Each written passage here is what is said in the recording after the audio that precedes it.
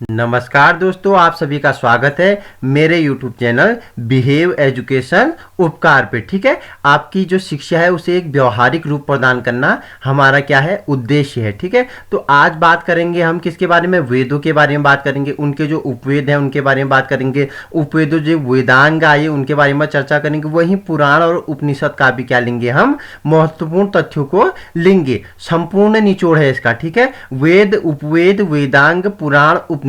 ठीक है, इनका संपूर्ण निचोड़ लेके आया हूं जो आगामी आने वाली परीक्षाओं की दृष्टि से क्या होंगी, महत्वपूर्ण होंगी। तो आइए बात करते हैं वैदिक साहित्य की। ठीक है, जिसमें वेद रचे गए। ठीक है, तो आइए पहले बात कर लेते हैं क्या ऋग्वेद की। अगर वहीं बात करें हम ऋग्वेद की, तो इसका जो उपवेद था वो आयुर्वेद था। ठीक है, सबसे प्राचीन वेद भी हमारा ऋग्वेद है। ठीक है, जिसमें क्या 10 मंडल, 1000 श्लोक और 1017 सूक्त तथा 11 वालखिल्य और 10,600 क्या है, मंत्रों की संख्या है। वहीं ऋग्वेद की बात करें, इसका जो उपवेद है आयुर्वेद है। यजुर्वेद की बात करें तो इसका उपवेद धनुर्वेद है। सामवेद की बात करें तो इसका जो उपवेद है वो गंधर्व वेद है। और अथर्ववेद की बात करें तो इसका क्या है, हमारा स्थापत्य वेद या शिल्पवेद। ठीक है, या तो इसे स्थापत्य वेद बोलते हैं या तो शिल्पवेद बोलते हैं। तो आइए एक एक करके सभी वेदों को ले लेते हैं और व्याख्यात्मक रूप में चर्चा कर लेते हैं। तो सबसे प्राचीन वेद के बारे में बात कर लेते हैं, ऋग्वेद है। ठीक है, उपवेद, इसका जो उपवेद है वो है आयुर्वेद, जिसे चिकित्सा शास्त्र कहा जाता था। ठीक है, सबसे पुराना वेद है ऋग्वेद, जिसकी रचना लगभग 3500 साल पहले हुई थी। ऋग्वेद में 10 मंडल, 1018 श्लोक, 1017 सूक्त तथा 11 वालखिल्य हैं तथा लगभग 10,600 मंत्र हैं। तो क्या बोल रहा है, जो ऋग्वेद है सबसे प्राचीन क्या है, हमारा वेद है, जिसकी रचना कब की गई, आज से 35 साल पहले की गई लगभग। ठीक है, ऋग्वेद में 10 मंडल हैं और 1028 श्लोक हैं, 1017 सूक्त हैं, 11 वालखिल्य हैं तथा लगभग 10,600 मंत्रों की संख्या है। ऋग्वेद के 7वें मंडल में देखो 10 मंडल है, उसके 7वें मंडल में दशराग युद्ध का उल्लेख है। यह परूपणी, ठीक है, परूपणी रावि को कहा जाता था। पहले क्या कहा जाता था, वेदों के समय जो परूपणी नदी थी, परूपणी नदी को अब रावि बोला जाता था, पहले से क्या बोला जाता था, परूपणी नदी के तट पर हुआ था, जिसमें सूरदास विजयी हुए थे। देखो इसमें 7वें मंडल में दशराग युद्ध का उल्लेख है। कभी पूछ लिया जाए कि ऋग्वेद की जो 7वां मंडल है इसमें कौन से युद्ध का वो है, उल्लेख है, तो इसमें दशराग युद्ध का क्या है, उल्लेख है, जिसमें कौन, सूरदास विजयी हुई। ठीक है, 10वें मंडल में पुरुष शुक्ल का जिक्र आता है। देखो वहीं 10वें मंडल में पुरुष शुक्ल का जिक्र आता है, जिसमें 4 वर्ण ब्राह्मण, क्षत्रिय, वैश्य एवं शूद्र का उल्लेख है। देखो 4 वंशों का उल्लेख किसमें है, वर्णों का उल्लेख किसमें है, ये 10वें मंडल में है, पुरुष सूक्त में इसका जिक्र आता है। ब्राह्मण, क्षत्रिय, वैश्य एवं शूद्र का उल्लेख है 10वें मंडल में। ठीक है, सूक्त का अर्थ जान लेते हैं। ठीक है, सूक्त का अर्थ होता है अच्छी तरह से बोला गया। क्या होता है सूक्त का अर्थ, अच्छी तरह बोला गया।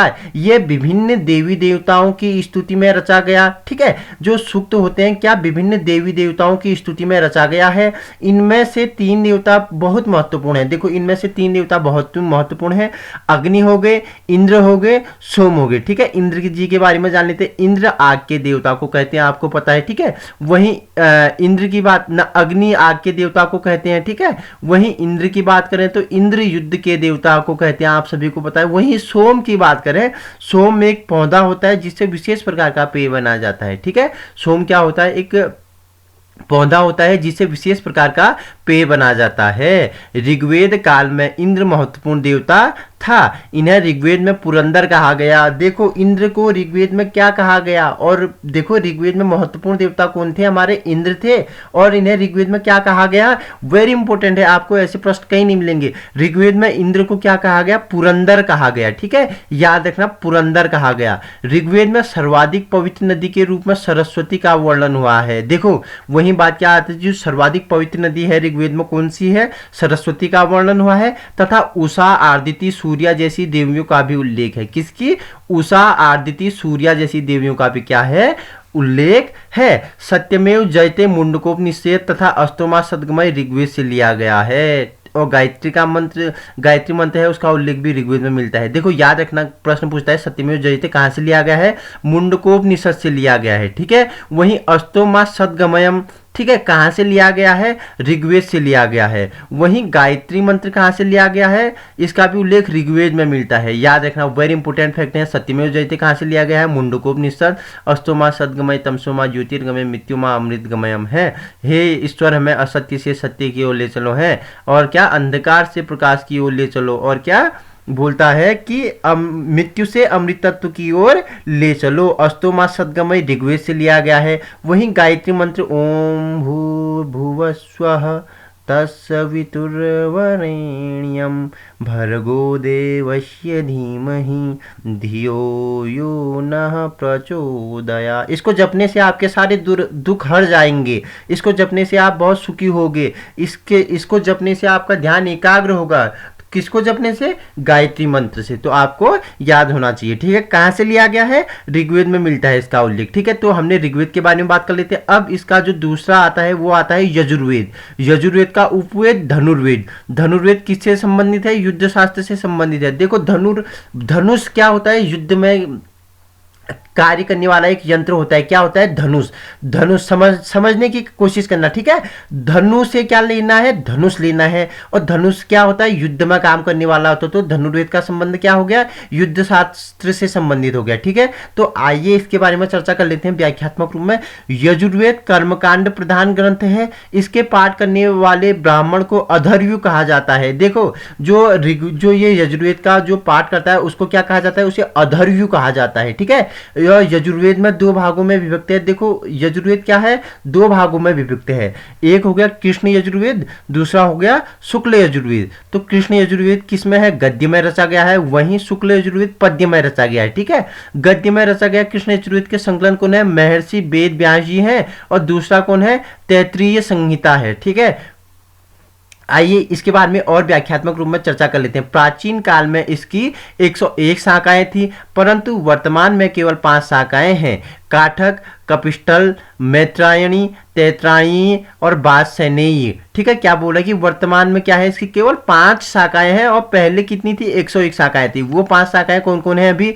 एक तो है काठक है, दूसरा है कपिष्टल है, ठीक है, तीसरा है मैत्रायणी, और चौथा क्या है? तैत्तिरीय है, और पांचवा क्या है? वात्स्यायनीय है, ठीक है। ये क्या है? इसके 5 शाखाएं हैं वर्तमान में। पहले कितने थे? 101 थे।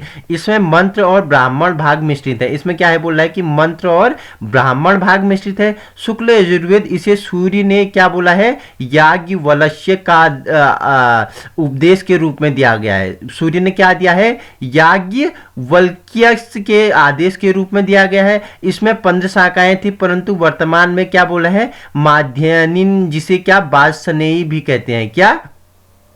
माध्यनिन, जिसे क्या बोली जाती है? वात्स्यायनीय। अभी मैंने बोला था कि इसकी कितनी शाखाएं हैं? 5 है, उसमें से वात्स्यायनीय शाखा भी है। माध्ययन बोला जाता है इसे, ठीक है। प्राप्त होता है। इसमें 40 अध्याय, 303 अनुवाक एवं 1975 मंत्र हैं, ठीक है। क्या बोल रहा है? 40 अध्याय है हमारे यजुर्वेद में, ठीक है। 330 अनुवाक है इसी में यजुर्वेद के, जो वात्स्यायनीय कहते हैं, ठीक है।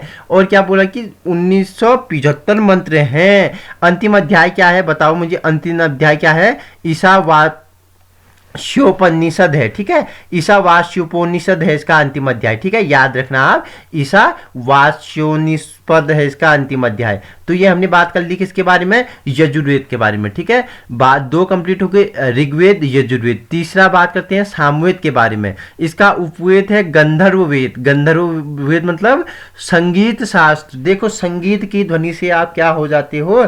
संगीत अगर कहीं बज रहा है तो क्या आएगी वहां से?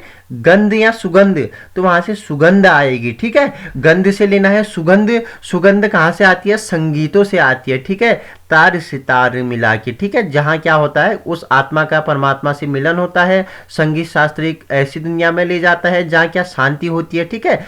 सामवेद का उपवेद गंधर हो गया। गंधर से क्या लेना है? गंध सुगंध कहां से आती है? जहां संगीतें बजते हैं। तो ठीक है, सामवेद हो गया तीसरा, उसका उपवेद हो गया हमारा गंधर्ववेद, ठीक है। यह एक गेय ग्रंथ है, इसमें गान विद्या का भंडार है। क्या बोल रहा है? जो सामवेद है गेय ग्रंथ है, इसमें गान विद्या का भंडार है। यह भारतीय संगीत का मूल है। ऋचाओं के गायन को ही साम कहते हैं। देखो साम किसे कहते हैं? तो वेरी इंपॉर्टेंट, देखो आपको तो पहले इनका अर्थ आना चाहिए कि साम का अर्थ क्या होता है। है, ऋचाओं के गायन को ही साम कहते हैं। किसके गायन को साम कहते हैं?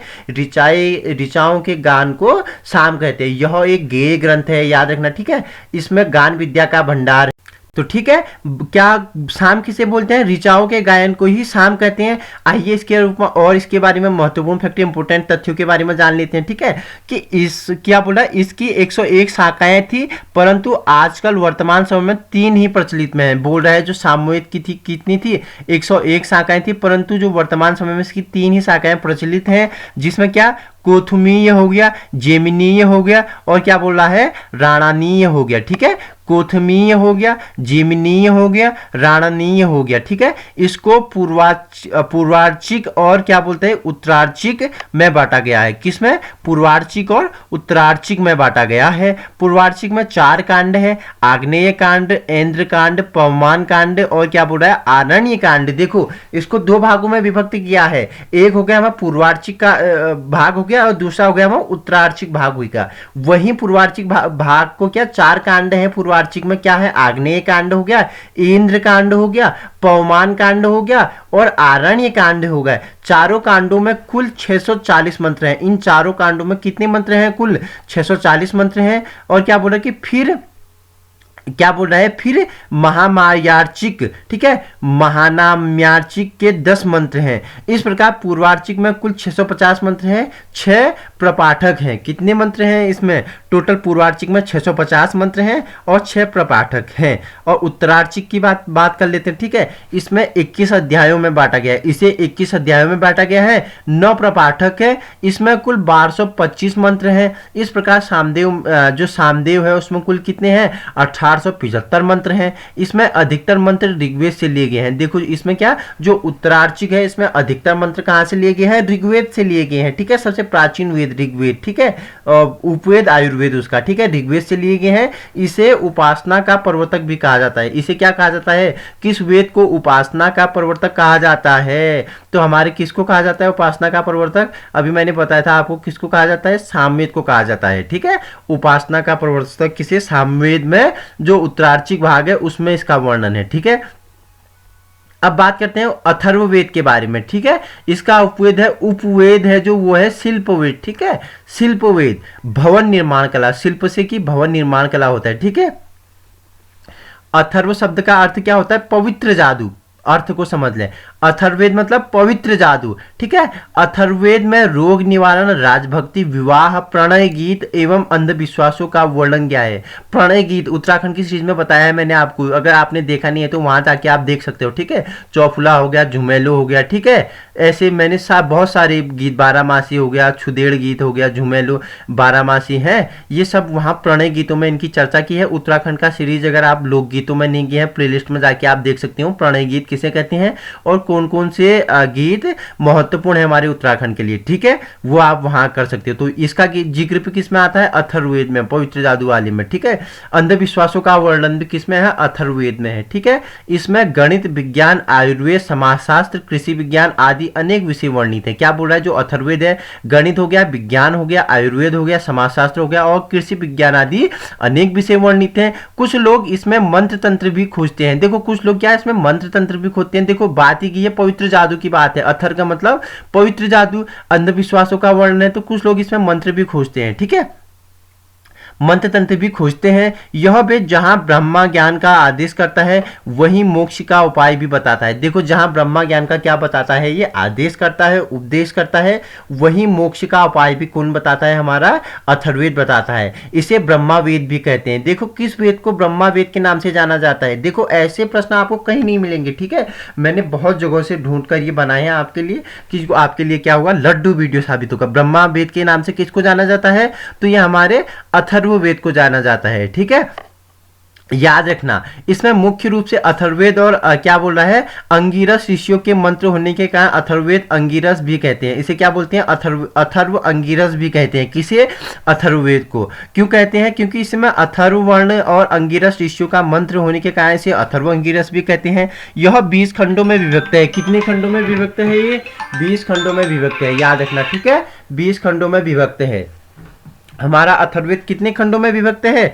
20 खंडों में विभक्त है। ठीक है, प्रत्येक कांड में कई कई सूत्र है। जो 20 खंडों में इसके प्रत्येक कांड है उसमें कई कई सूत्र हैं और सूत्रों में मंत्र हैं। इस वेद में कुल 5977 मंत्र हैं। सबसे हाईएस्ट देखो, सबसे ज्यादा आ गया। हाँ, अथर्ववेद में कितने? इस वेद में कुल 5977 मंत्र हैं। वर्तमान में इसकी 2 शाखाएं हैं, एक हो गया सौनिक, एक हो गया पिपलाद हो गया। ठीक है, पिपलाद हो गया। ठीक है, एक सौनिक शाखा, एक पिपलाद ही उपलब्ध है। अथर्ववेद का विद्वान चारों वेदों का ज्ञाता होता है। जो अथर्ववेद जिस ना अथर्ववेद आता है, जिसको अथर्ववेद का ज्ञान है, वो चारों वेदों का क्या होता है? ज्ञाता होता है। जैसे हम रावण थे ना हमारे, वो क्या थे? वेदों के ज्ञाता थे। ठीक है, बहुत बड़े पंडित थे। ठीक है, चारों वेदों के ज्ञाता थी। और यहाँ क्या बोल रहा है कि जिसे अथर्ववेद का ज्ञान है वो चारों वेदों का ज्ञाता उसे कहा जाता है। किसे? जिसे चारों वेद का क्या है? ज्ञान है, उसे क्या बोला जाता है? उसे क्या बोला जाता है? अथर्ववेद के विद्वान को चारों वेदों का ज्ञाता बोला जाता है। यज्ञ में ऋग्वेद का होता और देवों का आह्वान करता है। देखो, ऋग्वेद में जो यज्ञ होता है उसमें क्या करता है? होता देवों का आह्वान करता है। मतलब कि ऋग्वेद में जो गायन करने वाला होता है ये देवों का आह्वान करता है। वहीं जो सामवेद है उसका उद्दाता को क्या बोलते हैं? उसके उद्दातन को बोलते हैं सामगान करता है। उसका जो हमारा जो ना सामवेद है उसका उद्दाता क्या करता है? सामगान करता है। यजुर्वेद का अधर्यु, मैंने बताया ना कि यजुर्वेद के गायन वाले को क्या बोलते हैं? अधर्यु देवो कोटिकर्म का वितान करता है। ठीक है, अधर्यु कोटिकर्म का वितान करता है। अथर्ववेद का ब्रह्मा पूरे यज्ञ कर्म पर नियंत्रण रखता है। अथर्ववेद में क्या? ब्रह्मा पूरे यज्ञ कर्म पर नियंत्रण रखता है। देखो मैंने ये जो लाल अंडरवुड करे हैं वैनिम पुटन है। ऋग्वेद का होता क्या करता है? देवों का आह्वान करता है। ऋग्वेद का जो, ठीक है, जो ऋग्वेद में गायन होता है वो देवों का आह्वान करता है। वहीं सामवेद का जो होता है वो सामगान करता है। ऋग्वेद में अधर्व देव कोटिकर्म का वितांत करता है। मैंने बताया कि जो यजुर्वेद में जो क्या करता है? गान करता है, अधर्व कहा जाता है। अथर्ववेद में ब्रह्मा पूरे यज्ञ पर कर्म नियंत्रण रखता है। तो ठीक है, वेद हमने कंप्लीट कर लिए, उनके उपवेद कंप्लीट कर लिए। ठीक है, ऋग्वेद हो गया, यजुर्वेद हो गया, सामवेद हो गया, क्या हो गया? अथर्ववेद हो गया। वहीं कि आयुर्वेद, धनुर्वेद और क्या? शिल्पवेद और स्थापवेद और एक क्या है? गंधर्व वेद। ठीक है, तो अब बात करते हैं वेद के अंग, वेदांग। देखो, वेदांग, दांग, दांग से क्या आ रहा है? अंग आ रहा है। तो वेदों के अंग वेदांग। ठीक है, वेदों के स्वागीर्ण अनुशीलन के लिए शिक्षा वेदांग, निरुक्त, व्याकरण, छंद और कल्प वेदांग ज्योतिष के ग्रंथ हैं जिन्हें 6 अंग कहते हैं। देखो 6 अंग के कौन कौन से हैं इसके? जैसे मैंने आपको बताया कि वेद 4 हो गए, उपवेद 4 हो गए। अब वेदांग कितने हैं? 6 हैं। कौन कौन से हैं? शिक्षा हो गया, निरुक्त हो गया, व्याकरण हो गया, छंद हो गया, कल्प हो गया, ज्योतिष हो गया। तो उन्हें वेदांग कहते हैं। ठीक है, तो शिक्षा में क्या? ध्वनियों का उच्चारण है। देखो, शिक्षा जो पहला हमारा वेदांग है क्या है? शिक्षा है, उसमें ध्वनियों का उच्चारण है। दूसरा क्या है? निरुक्त है, शब्दों का मूल भाव। इसमें वस्तुओं का ऐसा नाम किस लिए आया इसका विवरण है। देखो, वस्तुओं का ऐसा नाम किस लिए आया। ठीक है, तो इनका विवरण है शब्द मूल, शब्दावली और शब्द निरुक्त के विषय में इसमें वर्णित है। किसमें? निरुक्त में, जो दूसरा अंग है ठीक है, वेदों का, वेदांग। ठीक है, व्याकरण में संधि, समास, उपमा, विभक्ति आदि का विवरण, वाक्य निर्माण को समझने के लिए आवश्यक बातों का वर्णन किया गया है। व्याकरण आप प्लेलिस्ट में जाके देख सकते हो, व्याकरण की सभी वीडियो हमारी अवेलेबल है और जो नहीं है वो जल्द आ जाएंगी। ठीक है, आप वहां संधि समझ सकते हो, वहां समास समझ सकते हो, वहां उपमा, विभक्ति आदि सब समझ सकते हो। ठीक है, तो व्याकरण में क्या है? संधि, समास, उपमा, विभक्ति हो गया आदि का विवरण है। वाक्य निर्माण को समझने के लिए आवश्यक भी इसी में बात की गई है व्याकरण में। चौथा हमारा छंद है, गायन या मंत्रोच्चारण के लिए आघात और लय के लिए निर्देश दिए गए। छंद मैंने बताया, यति की गति मैंने आपको बताया था ना कि चौपाई, छंद, सोटा, ये सब आपको बताए थे। ठीक है, छंद के अंदर आते हैं ये। आप छंद वाली वीडियो हम जल्द आएगी, आप उसमें देख सकते हो। ठीक है, इसमें क्या है? छंद है चौथा जो हमारा वेदांग है। वहीं 5वें की बात करते हैं, कल्प। कल्प में यज्ञ के लिए विधि सूत्र, इसके अंतर्गत स्रोत सूत्र, ग्रह सूत्र, धर्म सूत्र और क्या बोला है? शुल्ब सूत्र, वेदांत कार्य संपन्न करना और समर्पण करने में इनका महत्व है। ठीक है, वहीं 6ठा है ज्योतिष। क्या बोला? समय का ज्ञान और उपयोगिता ही क्या कहलाती है? ज्योतिष कहलाती है। आकाशीय पिंड, सूर्य, पृथ्वी, नक्षत्रों की गति और पृथ्वी की स्थिति के बारे में वर्णन है हमारी ज्योतिष में। किसका वर्णन है? जो समय का ज्ञान और उपयोगिता। ठीक है, सबसे पहले ये समझ लो, ज्योतिष मतलब समय का ज्ञान और उपयोगिता। किसका वर्णन है? आकाशीय पिंड, सूर्य, पृथ्वी, नक्षत्र, गति की स्थिति के बारे में क्या है? वर्णन है। देखो सौरमंडल ही लगा सकते हो आप, ठीक है, जिसमें ग्रह हो गए, नक्षत्र, सूर्य, पिंड आते हैं, वही उसके बारे में इसमें संपूर्ण रूप में चर्चा है। वेद, उपवेद हो गए हमारे, वेदांग हो गए, इनके बारे में चर्चा कर ली। अब बात करते हैं पुराणों के बारे में। ठीक है, संख्या कितनी है? 18 है। अगर वहीं 18 के बीच में एक जीरो लगा दो तो कितने बनेगा? 108 बनेगा। 108 से क्या आ जाएगा? आपका उपनिषद आ जाएगा। ठीक है, पुराणों की संख्या कितनी है? 18 है। 18 के बीच में एक शून्य लगाओगे 108, और 108 से क्या बन जाएगा? उपनिषद। ठीक है, उपनिषद बड़ा है ना, तो बीच में एक जीरो बढ़ा दो। 108 इनकी संख्या है। पुराणों की कितनी है? 18 है। तो आइए, पुराण का शाब्दिक अर्थ है प्राचीन या पुराना। क्या बोल रहा है? जो पुराण का शाब्दिक अर्थ क्या है? प्राचीन या पुराना है। पुराणों की रचना संस्कृत में हुई है। क्या बोल रहा है? पुराणों की रचना जो है वो संस्कृत में हुई है। पुराणों में वर्णित विषयों की कोई सीमा नहीं है। इसमें क्या बोल रहा है? ब्रह्मांड विद्या, देवी देवताओं, राजाओं, नायकों, ऋषि मुनियों और वंशावली, लोक कथाएं, तीर्थ यात्रा, मंदिर, चिकित्सा, खगोल शास्त्र, व्याकरण, खनिज विज्ञान, हास्य, प्रेम कथाओं के साथ साथ धर्मशास्त्र और दर्शन का भी वर्णन मिलता है। किसमें? पुराणों में। संख्या कितनी है? 18 है। ठीक है, तो पहला क्या है? ब्रह्म पुराण। ठीक है, इसके बारे में चर्चा कर लेते हैं। ब्रह्म पुराण सभी पुराणों में प्रथम है। क्या है? कौन सा पुराण सभी पुराणों में प्रथम है? ब्रह्म पुराण है।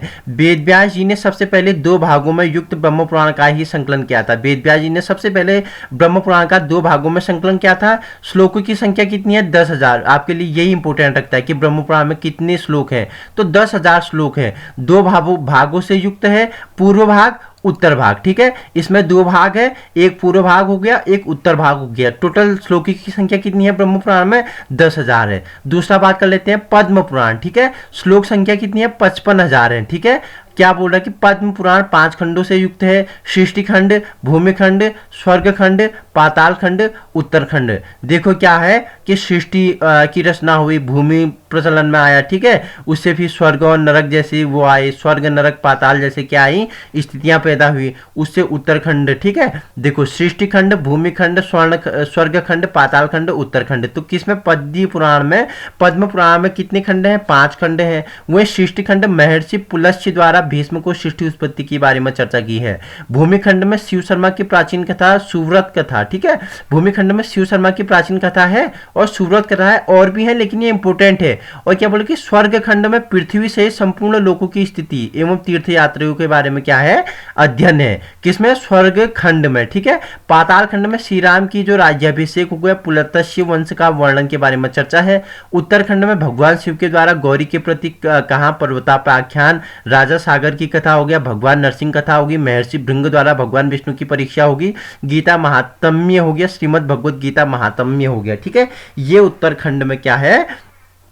वर्णित है। देखो कभी आपसे पूछ लिया जाए कि जो हमारे क्या है कि भगवान नरसिंह की कथा कौन से खंड में है हमारे, ठीक है, पद्म पुराण के कौन से खंड में है? तो 5वें खंड में है, ये उत्तरखंड में। ठीक है, याद रखना, वेरी इंपॉर्टेंट है। तीसरा हमारा पुराण होता है विष्णु पुराण। श्लोकी की संख्या कितनी है? 23,000 है। ठीक है, विष्णु पुराण में सभी शास्त्रों के सिद्धांत का संग्रह है। सभी शास्त्रों के सिद्धांत जो है वो विष्णु पुराण में संकलित हैं। इसमें वेद व्यास जी ने क्या बोला है? 12 कल्प का वृत्तांत कहा है। इसे क्या वेद व्यास जी ने 12 कल्प का वृत्तांत कहा है।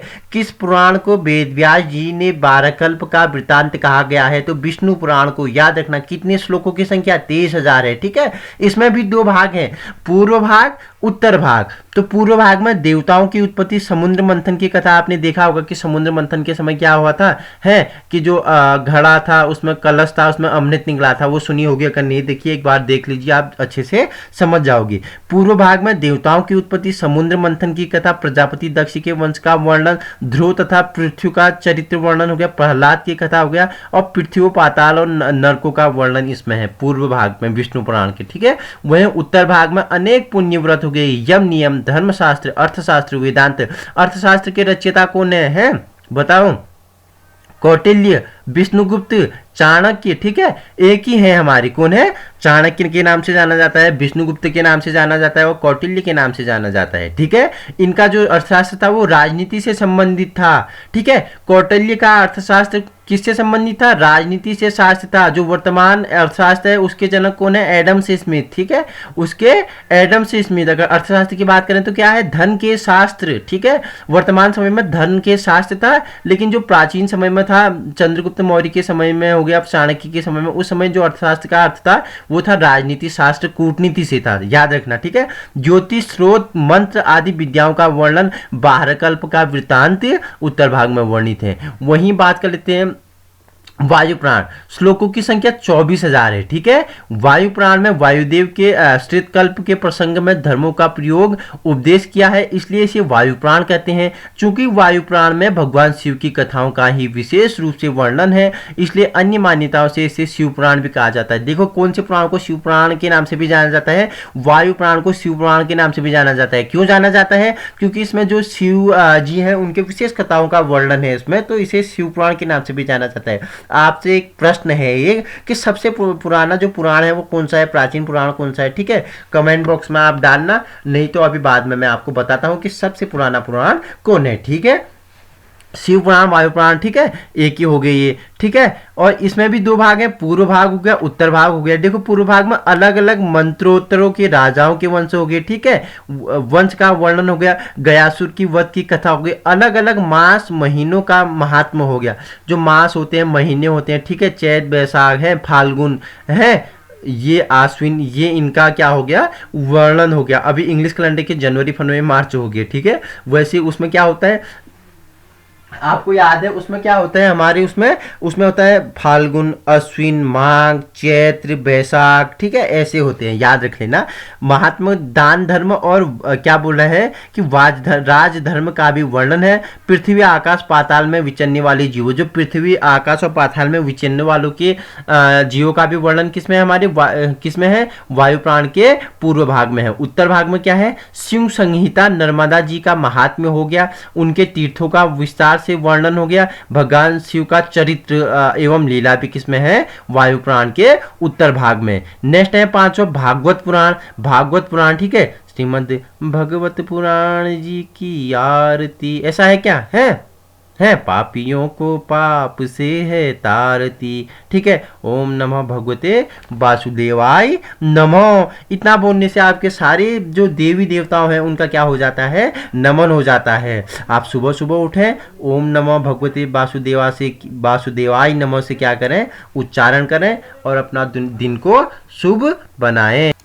भागवत पुराण में कितने श्लोक है, 18,000 श्लोक है, ठीक है, याद रखना। वहीं छठा है हमारा नारद पुराण। श्लोकों की संख्या कितनी है, 25,000 है हमारी नारद पुराण में, याद रखना, वेरी इंपॉर्टेंट है। नारद पुराण में 25,000 श्लोकों की संख्या है। मार्कंडेय पुराण, श्लोकों की संख्या 9,000 है, ठीक है। मार्कंडेय मतलब 9,000 श्लोकों की संख्या है।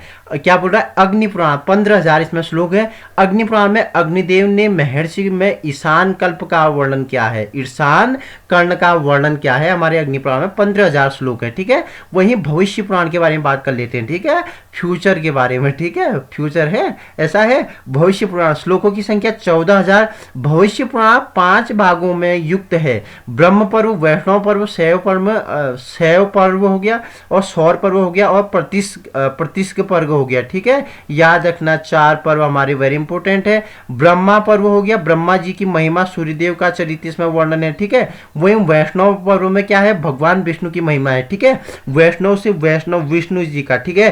हिस्ट्री की हमारी आप वीडियो देख सकते हैं प्लेलिस्ट में, उसमें वैष्णव धर्म के बारे में चर्चा की है, शैव धर्म के बारे में चर्चा की है, ठीक है। बौद्ध धर्म, जैन धर्म, ठीक है, बौद्ध धर्म, जैन धर्म, शैव धर्म और वैष्णव धर्म, इनके बारे में चर्चा की है। आपको वहां से ज्यादा अधिक समझ में आएगा। अगर आप पहली वाली वीडियो देखोगे तो आपके लिए इन्हें समझने में आसानी होगा। तो वैष्णव धर्म भगवान विष्णु से हो गया, शैव धर्म भगवान शिव के महिमा वाले होते हैं, ठीक है।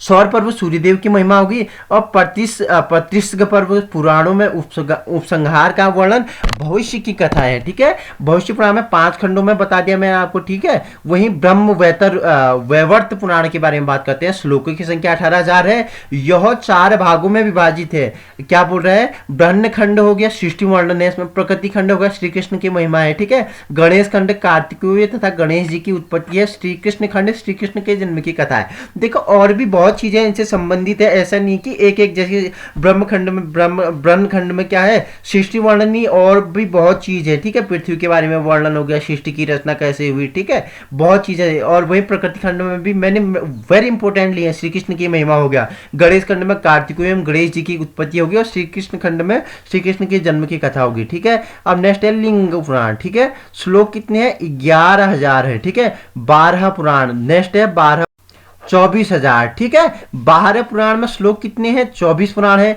इसमें भी 2 भाग हैं, पूर्व भाग जिसमें पृथ्वी और नाराह भगवान, ठीक है, नाराह भगवान का संवाद और गौरी की उत्पत्ति के बारे में चर्चा की है पूर्व भाग में 12 पुराण के। उत्तर भाग में संपूर्ण धर्मों की व्याख्या है, ठीक है। 12 पुराण में 13वां है स्कंद पुराण, ठीक है। स्कंद पुराण में श्लोक संख्या 81,000, ठीक है। 81,000। स्कंद पुराण में कितनी श्लोकों की संख्या? 81,000। वामन पुराण में श्लोकों की संख्या कितनी है? 10,000। कुर्म पुराण श्लोकों की संख्या कितनी है? 17,000 कुर्म पुराण। मत्स्य पुराण, मैंने आपसे प्रश्न पूछा था सबसे प्राचीन पुराण कौन है? मत्स्य पुराण, ठीक है। मत्स्य का अर्थ क्या होता है? मछली, ठीक है, मछली। मत्स्य पुराण श्लोकों की संख्या कितनी है? 14,000 है। सबसे प्राचीन पुराण है हमारा मत्स्य पुराण। वहीं नेक्स्ट है 17वां गरुड़ पुराण, श्लोकों की संख्या 19,000 है। और क्या ब्रह्मांड पुराण, इसमें श्लोकों की संख्या 12,000 है। तो ये हमने 18 पुराणों के बारे में चर्चा कर लिए, और 18 के बीच में 1 जीरो लगा दिया, क्या बन गया? उपनिषद बन गया, ठीक है। उपनिषदों की संख्या कितनी हो गई? 108 हो गई है, ठीक है ना। उपनिषदों की संख्या 108। उपनिषद हिंदू धर्म के महत्वपूर्ण श्रुति धर्म ग्रंथ हैं। ये वैदिक, ठीक है, वांग्मय के प्रमुख अंग है, ठीक है। इनकी संख्या लगभग 108 है, किंतु मुख्य उपनिषद 13 है। देखो संख्या तो 108 है, लेकिन जो मुख्य है वो कितने हैं? 13 है। हर एक उपनिषद किसी, देखो कसी नहीं है, किसी है, वर्तनी सुधार कर लेना, किसी न किसी वेद से जुड़ा है। जो उपनिषद है, हर एक उपनिषद है किसी न किसी वेद से जुड़ा है। इसमें परमेश्वर, परमात्मा, ब्रह्मा और आत्मा के स्वभाव और संबंध का बहुत ही दार्शनिक और ज्ञानपूर्वक वर्णन दिया गया है। उपनिषद में क्या दिया गया है? ब्रह्मा हो गया, ठीक है, परमेश्वर हो गया, परमात्मा हो गया, और आत्मा के स्वभाव का, संबंध का बहुत ही दार्शनिक ज्ञान पूर्वक वर्णन दिया गया है। वहीं बात करें उपनिषद का अर्थ क्या होता है? उपनिषद का साधारण अर्थ तो क्या होता है? समीप उपवेशन, मतलब समीप बैठना, ठीक है। उपनिषद का अर्थ क्या होता है? समीप उपवेशन होता है, मतलब समीप बैठना। समीप उपवेशन मतलब समीप बैठना। ब्रह्म विद्या का प्राप्ति के लिए शिष्य का गुरु के पास बैठना। देखो ब्रह्म विद्या की प्राप्ति के लिए शिष्य का गुरु के पास बैठना, ठीक है। जिस प्रकार हमारा एक गुरु, एक टीचर जो है मार्गदर्शन करता है, हम उसके समीप बैठते हैं, तो हमारी भाषा में उसे क्या बोलते हैं? बोल देंगे हम उपनिषद। वैसे उपनिषद में क्या बोलते थे कि समीप बैठना, समीप उपवेशन मतलब समीप बैठना। ब्रह्म विद्या की प्राप्ति के लिए शिष्य का गुरु के पास बैठना क्या बोलते हैं? उपनिषद कहते हैं। संख्या कितनी है? 108 है। वही हमारा पुराणों की संख्या कितनी है? 18 है। सबसे प्राचीन पुराण कौन सा है उसमें? हमारे पता मत्स्य पुराण है, ठीक है। वही 18 पुराण हो गए। वही मैंने आपको वेद बताए कितने हैं? 4 है। ऋग्वेद हो गया, यजुर्वेद हो गया, उपवेद हो गया, सामवेद हो गया। सबसे पुराना वेद ऋग्वेद हो गया, ठीक है। कितने मंडल है? 10 मंडल है, ठीक है। कितने वालकिल्य हैं? 11 वालकिल्य हैं। और कितने मंत्र हैं? 10,600 मंत्र हैं, याद रखना, ठीक है। और इसका उपवेद आयुर्वेद, ठीक है। धनुर्वेद गंधर्ववेद, ठीक है। और अथर्वेद सामवेद। और इसके उपवेद क्या क्या हो गया हमारे? एक तो हमारा क्या हो गया?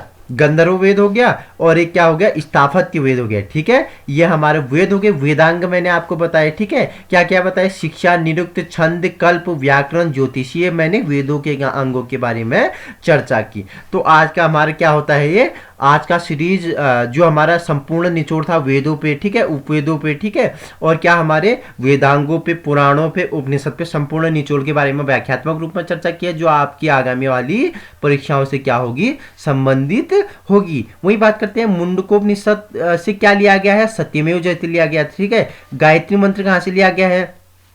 गायत्री मंत्र और जो हमारा क्या है अस्तोमा सदगमय तमसोमा ज्योतिर्गमय, ये कहाँ से लिया गया है, ये भी मैंने आपको बताया था कहाँ से लिया गया है। अभी मैंने आपको बताया ये भी कहाँ से लिए गए हैं हमारे, बताएगा मुझे कोई कहाँ से लिए हैं हमने, जो गायत्री मंत्र हैं। और क्या बताया मैंने आपको, जो अस्तोमा सदगमय है वो कहाँ से लिया गया है, वो भी ऋग्वेद से लिया गया है। ठीक है, याद रखना। तो इसी प्रकार की वीडियो चाहिए आपको, आप हमारे चैनल पे विजिट कीजिए और समय पर क्या चाहिए, नोटिफिकेशन को प्राप्त करने के लिए हमारे चैनल को सब्सक्राइब कर सकते हैं। वहीं हमारा फेसबुक में हिंदी में, ठीक है, हिंदी में क्या, बिहेव एजुकेशन, इंग्लिश में सर्च मारना, पीछे से उपकार सर्च मारोगे तो क्या आ जाएगा, हमारा फेसबुक पे चैनल है जहां पे आपको इसके क्या फोटो फॉर्म उपलब्ध होंगी, जो कहीं ना कहीं आपके लिए क्या होंगी, महत्वपूर्ण होंगी।